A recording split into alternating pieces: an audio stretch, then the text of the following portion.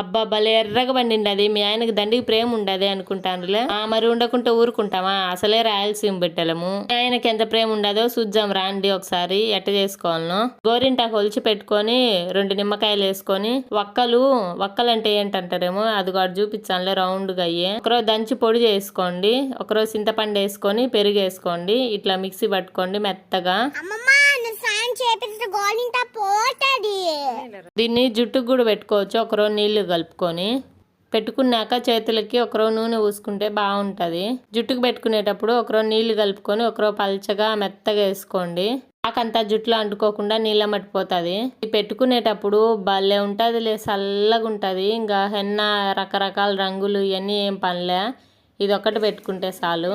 ఆరినాక జుట్టు ఎట్టుంటదంటే సన్నపిల్లల శరీరం ఉంటది అట్ట మెత్తగా భలే ఉంటదిలే. ఎండల కాలం పెట్టుకోండి ఇంకా బాగుంటది చల్లగా. నచ్చితే ఒక లైక్ కొట్టుకోండి.